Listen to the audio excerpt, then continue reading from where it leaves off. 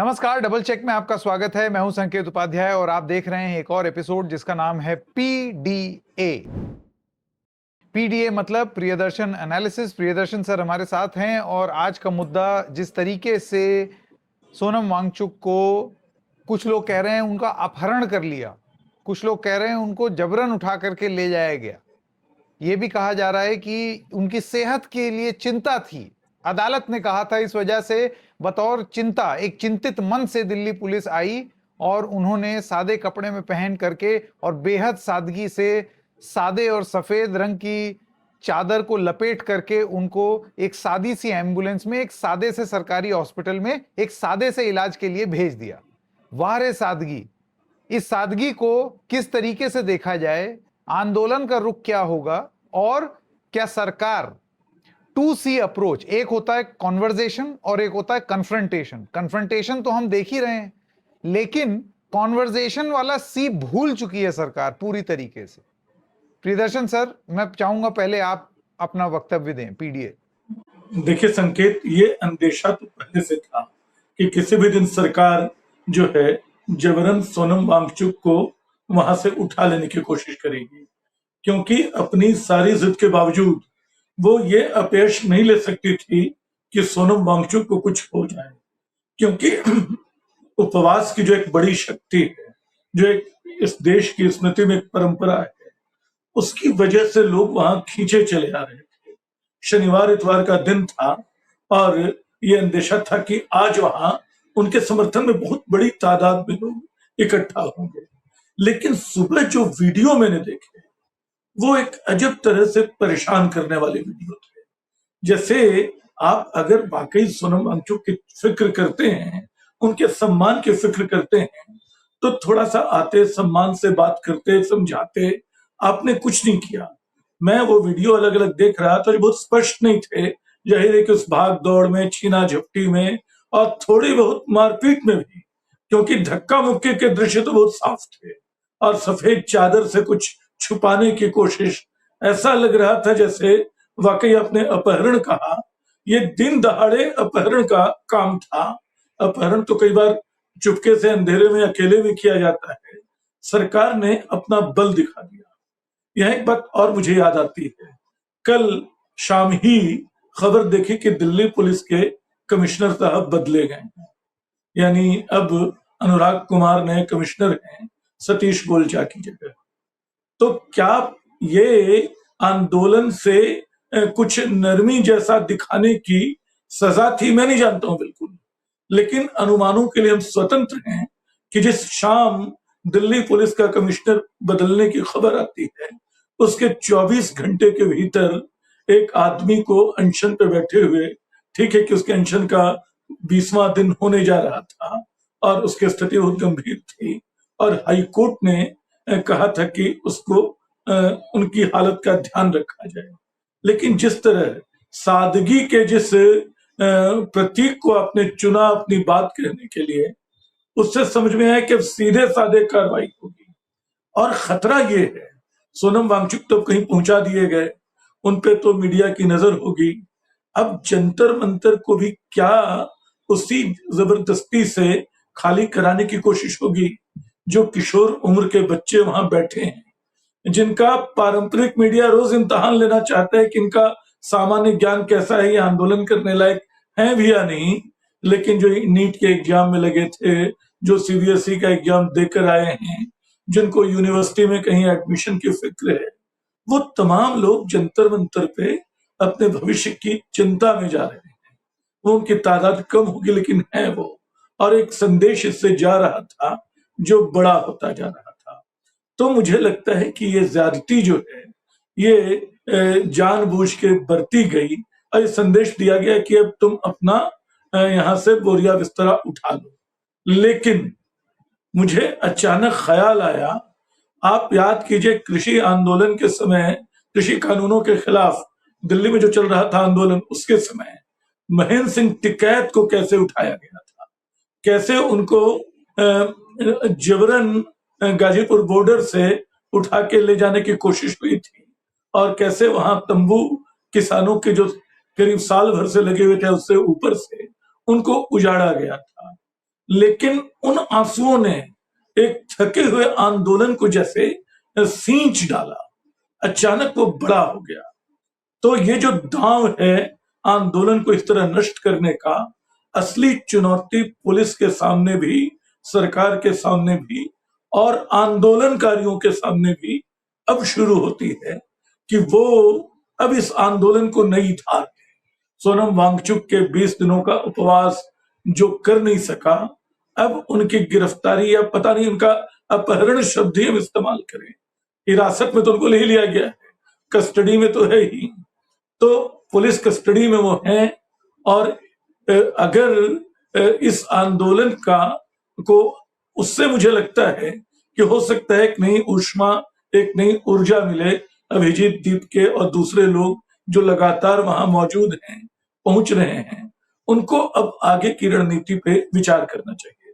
संकेत जी PD sir, मैं आपसे ये जानना चाहता हूं, देखिए दाव कुछ भी चलते, बात करते तो भी चर्चा होती, बात नहीं की और ये रुख अख्तियार किया तो भी चर्चा हुई। आपको लगता है कि एक उपलब्धि इस करीब महीने भर चले हुए आंदोलन की सबसे बड़ी ये मानी जा सकती है, बाकी मुद्दे पर बाद में आएंगे, कि मुख्य धारा के मीडिया के ना होने के बावजूद एजुकेशन, शिक्षा जैसे मुद्दे को मुख्य धारा में ला करके रखा इस आंदोलन में? बिल्कुल बिल्कुल, यानी बल्कि मुख्य धारा का मीडिया अगर मौजूद था तो आंदोलन को डिस्क्रेडिट करने के लिए था। वो उनके भीतर के जो पुराने अंतर्विरोध थे, जो थे, क्योंकि हर आंदोलन बहुत सारे लोगों से मिलके खड़ा होता है और बहुत सारे लोग अपनी शुरुआत में बहुत सारी बात कहते हैं। तो अभिजीत दीपके ने जो कहा या सोनम वांगचुक ने जो पहले कहा, उन सबको लाके बार बार दिखाया जा रहा है कि तो प्रतिक्रियावादी लोग हैं, ये तो सरकार के लोग हैं, ये तो बीजेपी आरएसएस के एजेंट हैं। ये काम मीडिया कर रहा है, इसके बावजूद, और वहां जो आंदोलन के लिए नए लड़के पहुंच रहे हैं, उनसे अजीब अजीब सवाल पूछे जा रहे हैं, जैसे उनको आईएएस का एग्जाम वहां देना। तो लेकिन इसके बावजूद वो आंदोलन किस बात पे टिका रहा? वो सोनम वांगचुक या अभिजीत दीपके की पुकार पे नहीं, एक वास्तविक मुद्दे की जरूरत से पैदा हुआ आंदोलन है। आप देखिए कि अंततः इसने एक बात और साबित की है कि हमारा जो अपर मिडिल क्लास या मिडिल क्लास है, जो इन दिनों सारी चीजों की दिशा तय कर रहा है, वो मानता है कि राजनीति में कुछ रखा नहीं है। बच्चे 12th पास करें, किसी इंस्टीट्यूट में जाएं, कैंपस में उनका सिलेक्शन हो और उसके बाद वे किसी बड़ी फर्म में नौकरी करने लगे। इससे ज्यादा जीवन का लक्ष्य बचा नहीं है। लेकिन इस आंदोलन ने बताया कि लक्ष्य बचे रहते हैं, वो आपका पीछा करते रहते हैं। अगर आप राजनीति से, समाज से कटे रहें तो एक दिन वो राजनीति आपको नुकसान पहुंचा सकती है। पहली बार इन बच्चों को जो शायद अपने अपने इम्तिहानों में व्यस्त होंगे, उनको समझ में आया कि जिंदगी का एक जरूरी इम्तिहान बचा हुआ है और ये लड़ाई भी उनको लड़नी होगी। और जंतर मंतर पे पहुंच के जो उनके लिए समझिए कि एग्जामिनेशन, नया एग्जामिनेशन हॉल है, वहां भी वो पहुंच रहे हैं, तमाम सवालों के जवाब दे रहे हैं। तो पारंपरिक मीडिया के बिना और सोशल मीडिया को, हालांकि जो पारंपरिक मीडिया के लोग हैं, जो तरह तरह के मीडिया सेल हैं, वो उसको एंटी सोशल मीडिया में बदलने में लगे हुए हैं। इसके बावजूद उसकी जो अपनी डेमोक्रेटिक वैल्यू है, उसमें हर आदमी के पास बात कहने की जो ताकत है और सच्ची बात में जो एक अपनी शक्ति होती है कि अंततः वो अपना सफर 7 पर्दों के पार निकल के भी तय कर लेती है, वो यहां दिख रहा है। तो मामला नेताओं का नहीं, मामला नेतृत्व का नहीं, मामला सरकार के खिलाफ उस जायज असंतोष का है जिसको ठीक से अभिव्यक्ति मिलनी अभी बाकी है। मैं आपसे ये सवाल पूछना चाहता हूं पीडी सर अब, कि देखिए जो चीज मुझे लगी और मैं आपके विचार जानना चाहता हूं, जब से ये शुरू हुआ प्रोटेस्ट, तब से लेकर के अब तक हमने सरकार से संवाद नहीं देखा है। हमने एक भी बार ये चीज नहीं देखी कि सरकार से संवाद हो रहा हो। संवाद का मतलब क्या होता है? एक तो होता है कि आप किसी चीज को लेकर के आपके मन में रोष हो और आप उसमें कुछ हाँ बात बोले और उसकी प्रतिक्रिया आए, ये होता है हाँ एक संवाद। लेकिन ये इनडायरेक्ट कम्युनिकेशन है, तो ये तो हो रहा है, लेकिन वो दोनों ही पोजीशन टफ होती चली जा रही हैं। एक होता है संवाद जो हमने होते हुए देखा किसान आंदोलन में, हमने और भी तमाम बिल्कुल आंदोलन में देखा कि सरकार छोटे छोटे गुट करके लोगों से मिल रही है। इससे पहले भी जो लोग विरोध प्रदर्शन कर रहे हैं उनसे 1 राउंड मीटिंग, 2 राउंड मीटिंग, और फिर उसमें वो मीटिंग विफल हुई तब कुछ कार्रवाई की। यहां तो हाँ हाँ संवाद शून्यता देखी गई, बिल्कुल संवादहीनता बिल्कुल देखी बिल्कुल गई। हाँ। मतलब किसी भी तरह की प्रतिक्रिया से सरकार बिल्कुल मतलब उसको लगता ही नहीं कोई प्रतिक्रिया देने की जरूरत है। आप संवाद न करते जो आप कह रहे हैं कि उसकी प्रतिक्रिया देते, क्योंकि इसमें तो शक नहीं कि आपकी पूरी की पूरी शिक्षा व्यवस्था के जो बदलाव आप चाहते थे वो बुरी तरह नाकाम रहे हैं, और नीतियों के स्तर पे भी और उनके अमल के स्तर पे भी। जिस तरह से इम्तिहान आप ले रहे हैं, जिस तरह से मतलब मूल्यांकन को लेकर संकट खड़े हो रहे हैं। अभी देखिए त्रिभाषा फॉर्मूला जिस आधे अधूरे ढंग से अपने लागू करने की कोशिश की, फिर कहा कि अच्छा ठीक है इस साल के लिए नहीं लागू होगा, फिर कहा कि 6 से 9 तक लागू होगा। ऐसी खिचड़ी बना दी है जो एक पुराना फॉर्मूला था। तो आप शिक्षा के हर मोर्चे पे विफल रहे हैं, इसका जिम्मेदार किसको माना जाएगा? शिक्षा मंत्री धर्मेंद्र प्रधान को। और मजे की बात कि बिल्कुल पहले दौर में उन्होंने मान लिया कि हाँ मेरी जिम्मेदारी है, जिम्मेदारी है तो किया क्या? उस जिम्मेदारी का के एहसास का कोई सबूत तो देते, वो नहीं दिया, किसी से बात नहीं की। अगर आपको लगता है कि शिक्षा नीति शिक्षा मंत्री का इस्तीफा मांगना गलत है, तब भी आपको इन लोगों के पास जाना चाहिए था, इनको समझाना चाहिए था कि भाई ये मांग छोड़ दो। अगर शिक्षा में किसी तरह के बदलाव की मांग, परीक्षा में किसी तरह के बदलाव की मांग करते हो तो उस पर बात करो। लेकिन यहाँ तो सरकार के लिए जंतर मंत्र एक अदृश्य जगह है। सोनम वांगचुक और उसके लोग एक मतलब अदृश्य लोग हैं, उसको दिखाई नहीं पड़ रहे हैं। अचानक एक सुबह वो जागती है, उसका पुलिस तंत्र पहुंचता है और लोगों को खदेड़ कर एक आदमी को उठा ले जाता है। अनशन बहुत होते रहे हैं, मतलब कई लोग इसमें, अब आपको याद होगा मणिपुर का याद दिलाते हैं, जहां मनोरमा का अनशन 13 साल चला था। और वहां भी मतलब कोशिश ये थी कि कुछ डायलॉग हो, कुछ बातचीत हो, कुछ पीछे हटे, वो लगातार चलता रहा अनशन। यहाँ तो आपने बिल्कुल बात ही नहीं की, यहाँ तो आपने उसकी जरूरत तक नहीं समझी। कोर्ट ने पूछा तो कोर्ट में जवाब दे दिया, कोर्ट ने कहा कि उनका ध्यान रखो, तो ध्यान रखने के नाम पे ये किया कि उनको उठा लिया। तो ये जो संवादहीनता है, इसकी वजह क्या है, मैं ये समझने की कोशिश कर रहा था कि आखिर आपके पास इतना बड़ा बहुमत है, आप तो उस बहुमत को और ज्यादा फैला रहे हैं।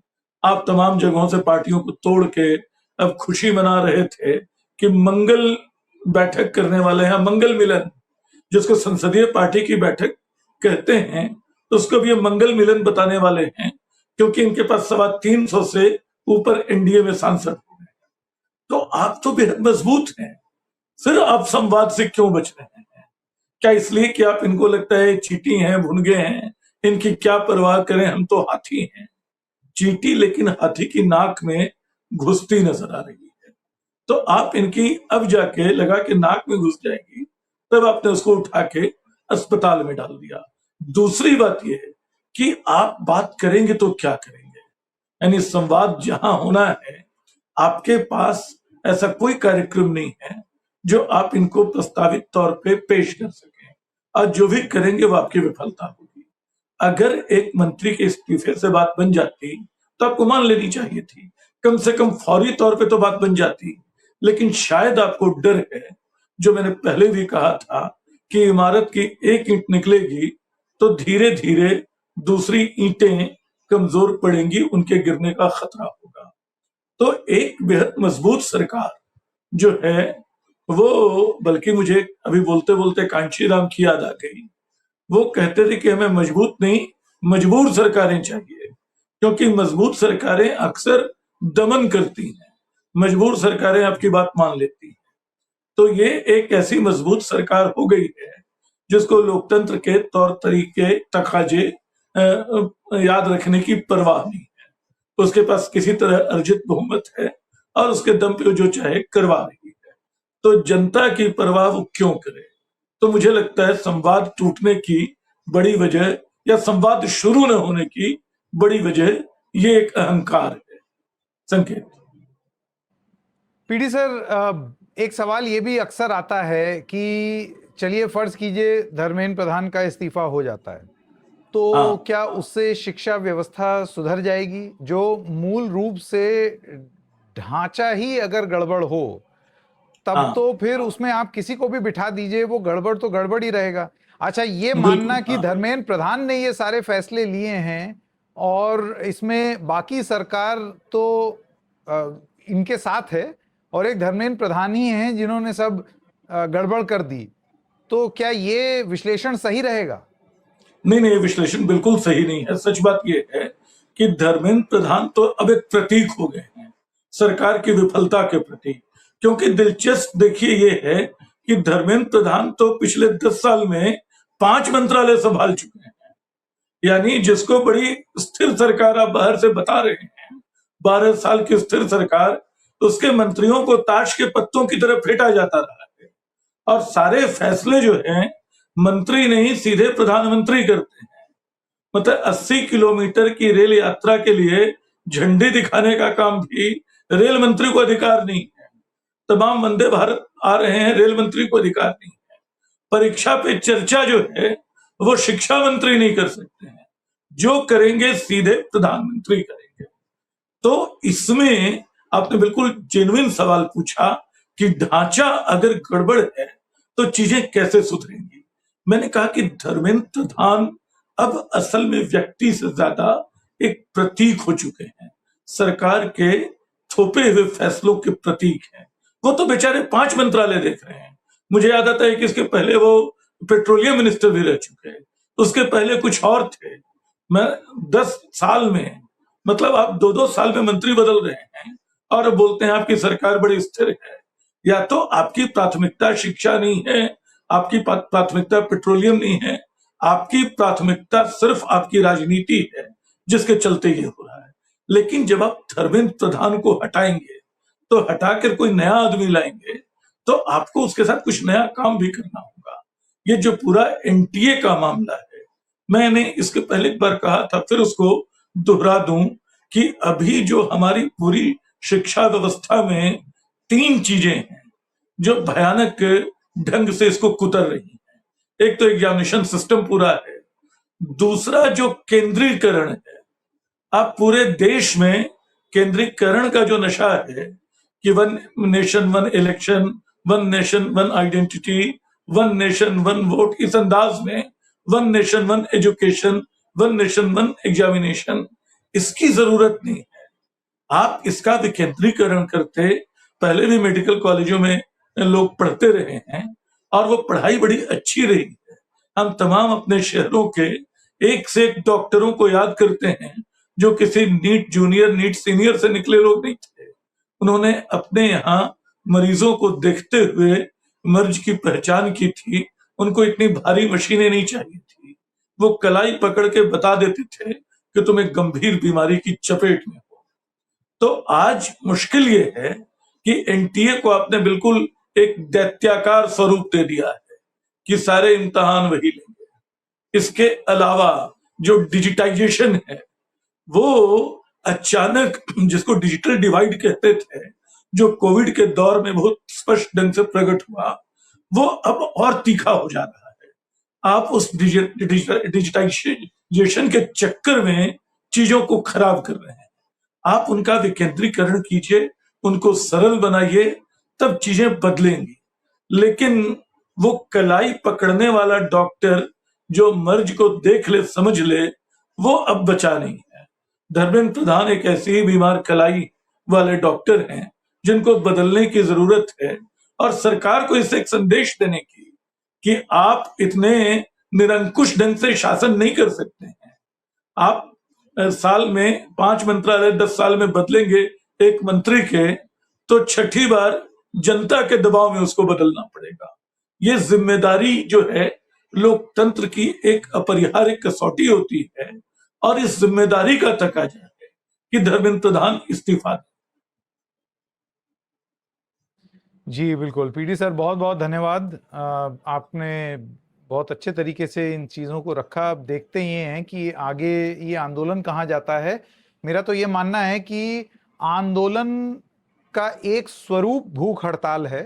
भूख हड़ताल अपने आप में कोई प्रोटेस्ट नहीं है, मतलब अकेले भूख हड़ताल करें तभी प्रोटेस्ट माना जाएगा ऐसा नहीं है। उसके और भी बहुत सारे प्रारूप हो सकते हैं। बिल्कुल। तो आगे क्या फैसला लेंगे ये लोग मैं नहीं जानता, लेकिन हाँ, इनकी सबसे बड़ी उपलब्धि यही है कि एक ऐसे सेक्टर के बारे में बातचीत को एकदम मुख्य धारा में ला करके रख देना जिसे कहते हैं एजुकेशन, जो तमाम बच्चों से सीधे तौर से जुड़ी हुई है। जुड़ी मुद्दा है, बिल्कुल बिल्कुल। हाँ, आंदोलनों की जो बात आप कर रहे थे, भूख हड़ताल की, सच ये है कि गांधी जी ने जब भूख हड़ताल शुरू की थी तो उन्होंने बहुत स्पष्ट कहा था कि मेरा मकसद दबाव डाल के कोई बात अपनी मनवा लेना नहीं है। भूख हड़ताल उनके लिए, उपवास उनके लिए एक ऐसी आत्मशुद्धि का यज्ञ भी था जिसमें मानते थे वो कि देश उनके साथ है। तो देश का साथ होना बड़ी बात होती थी। जंतर मंतर पे अगर ऐसे बड़े उद्देश्य से भी सोनम वांगचुक न बैठे हों, तब भी ये सच है कि धीरे धीरे लोग उनके पास आ रहे हैं, उनके करीब आ रहे हैं। और निश्चय ही भूख हड़ताल सबको ताकत तो देती है, उपवास आपको अपने बारे में विचार करने का एक अवसर तो देता है। तो वो अवसर, एक तरह की चेतना को उन्होंने झकझोर तो दिया है अंतरात्मा को। और वो भी ठीक बोल रहे हैं आप कि बिल्कुल शिक्षा के मुद्दे पे जो जिसपे कोई ध्यान ही नहीं देता था। यानी आप शिलाल शुक्ल का उपन्यास याद करें, राग दरबारी, तो उसके इसमें एक विडंबना मूलक वाक्य है कि इस देश की शिक्षा व्यवस्था ऐसी कुतिया है जिसे कोई भी लात लगा के निकल सकता है। तो इस देश की शिक्षा व्यवस्था की ये हालत आपने कर दी थी। आज वो राजनीति के सबसे मूल एजेंडे में शामिल है, तो इसका श्रेय तो इस आंदोलन को है। जी बिल्कुल पीडी सर, बहुत बहुत धन्यवाद वक्त देने के लिए। Thank you. शुक्रिया संकेत जी।